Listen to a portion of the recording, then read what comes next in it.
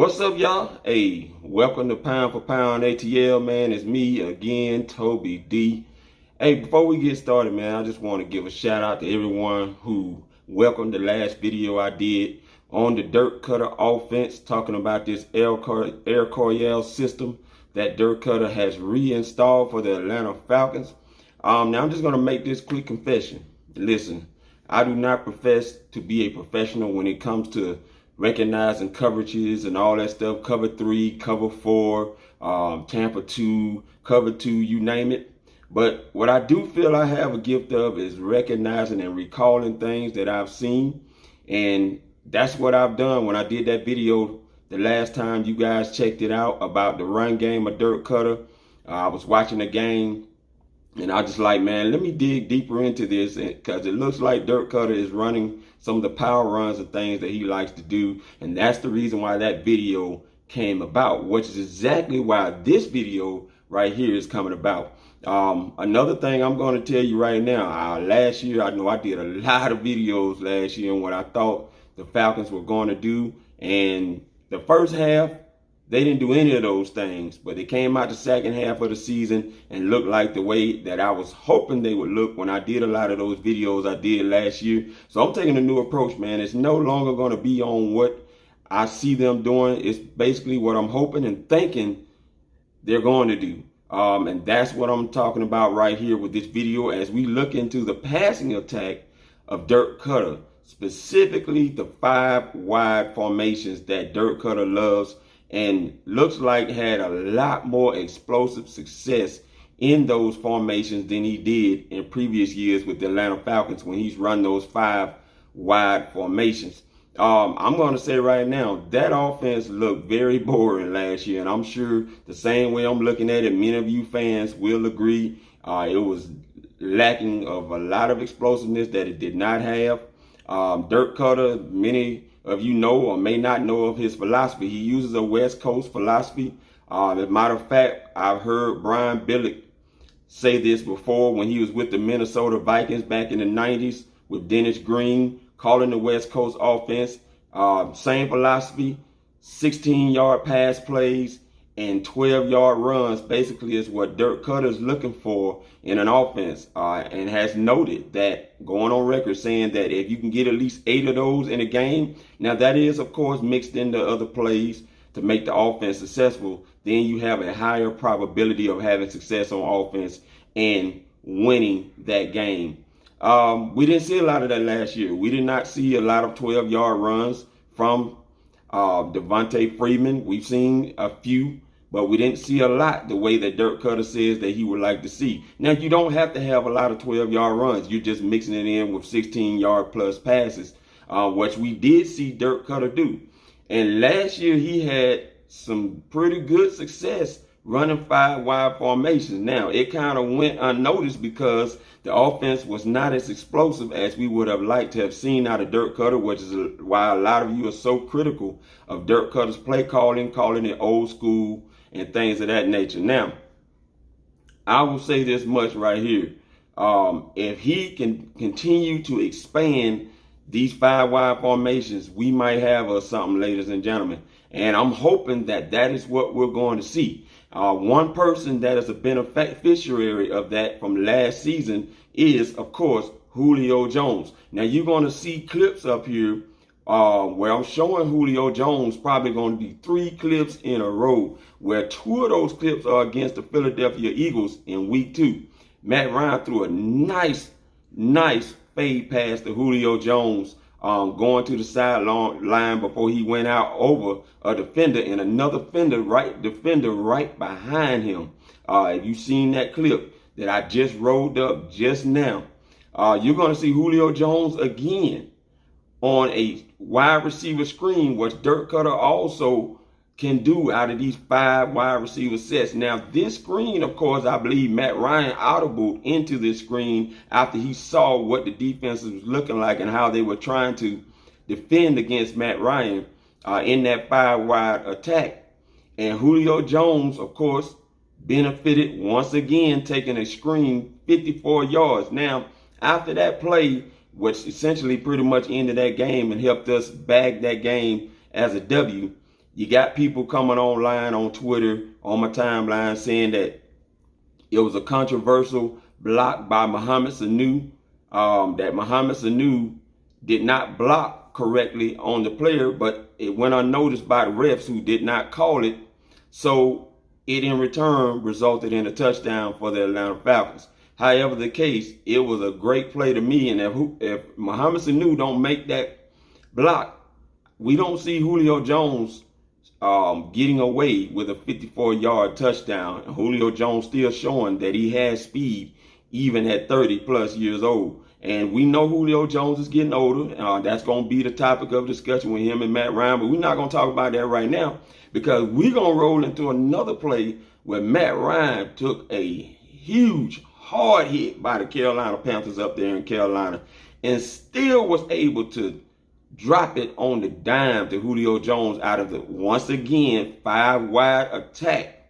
Now, if you're seeing a trend here, this is the one place that Dirk Koetter was explosive on his offense when they was in those 5-wide attacks. Now, the beautiful thing about them 5-wide attacks is that if you're in 11 personnel and you got the running back, you're in shotgun, you got the running back next to you, depending on what you see by the defenses, it gives Matt Ryan a chance to audible into an even better play, allowing that running back to run out as a wide receiver, to go out in the formation, and to go out on routes. And that's one of the things now that you have Todd Gurley in the place of Devontae Freeman. Now just imagine that you got Devontae Freeman, Todd Gurley, Julio Jones, now Hayden Hurst, who's been added in a trade from the Ravens, and you got Calvin Ridley and whoever's going to battle it out between Russell Gage and newly added Laquon Treadwell, to be out there in those 5-wide formations, man,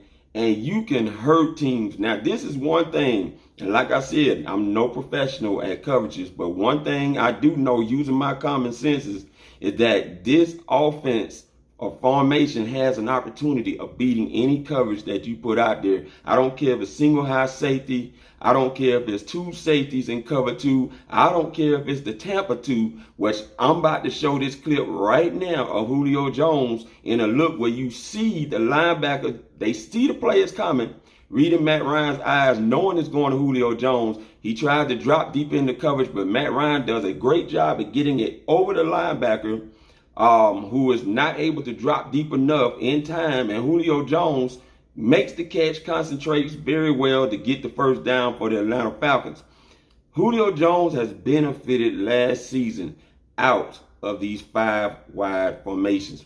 And you can see here, showing a clip with Calvin Ridley against, if I'm not mistaken, I'm trying to remember the team that we played against. I'm thinking it's the Tennessee Titans, where Calvin Ridley gets a touchdown off of the 5-wide formations from Matt Ryan. You saw Devontae Freeman run into a flat route, which get used to that, because according to the passing concepts that are being called for Dirk Koetter, now he has someone like a Todd Gurley that if Calvin Ridley is not open, in that same call to get that touchdown that he got, if Todd Gurley is opening that flat route, guess who Matt Ryan can now hit?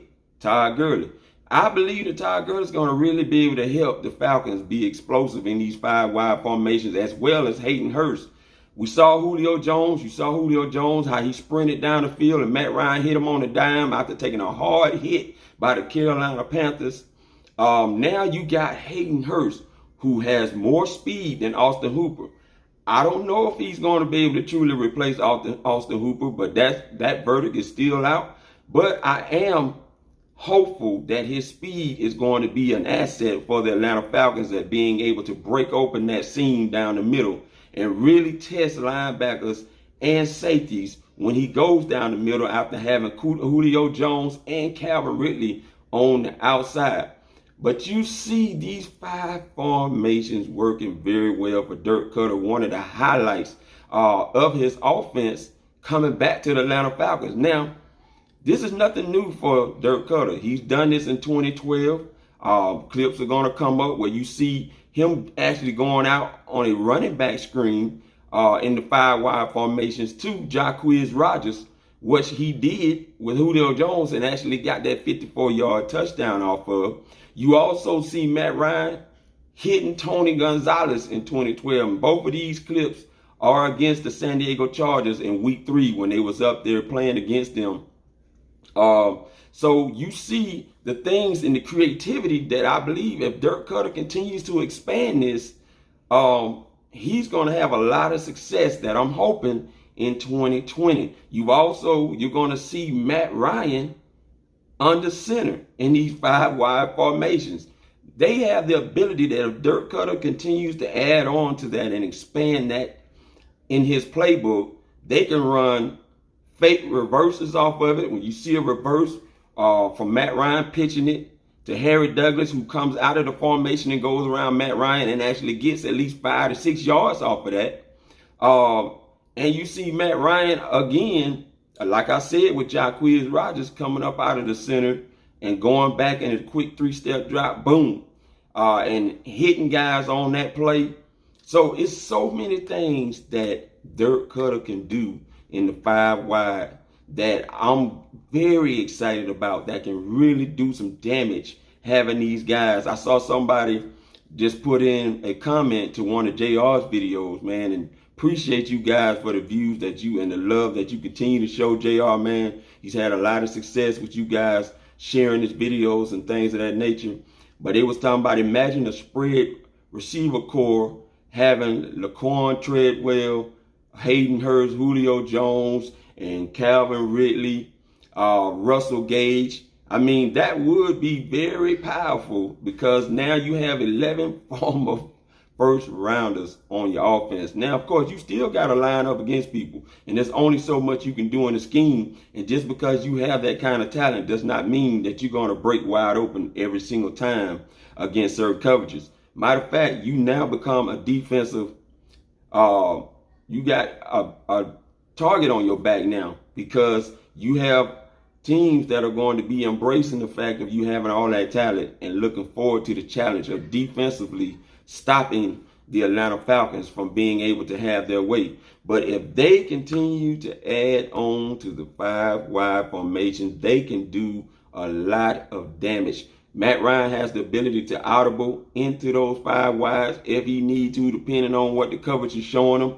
Dirk Koetter will call these. You know it can be very major for Dirk Koetter, especially on 3rd downs, having the dependability of these 3x2 sets that you saw him have success out of from last season. And I'm hoping to see that again. So I just wanted to throw that out there as part 2, talking about the passing attack. This is not as long of a video, but I wanted to throw that out there for you guys to talk about, man. And let me know what you think, how these 5 wide can really hurt some people. If you are interested in that and you believe that is something that Dirk Koetter should expand, hey, let me know what you think. If you don't really even care, you just want to see us have a better run game than what we had last season, hey, comment that below too as well. Continue to share and hit the notification button for me and JR when we put our videos out.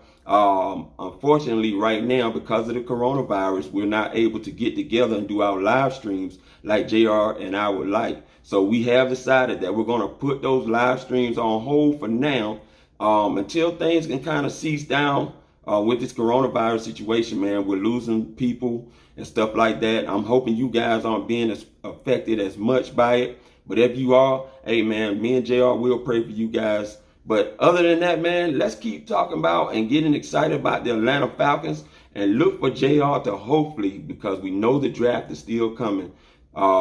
Him and I are in discussions about him doing a live stream of at least the 1st round on the 1st night on April 23rd. So let's hope that we can get that going and you guys can chime in. I will be in the chat room chopping it up with you guys and all of that. But other than that, man, hey, it's pound for pound ATL. I'm Toby D again. Peace. I'm out.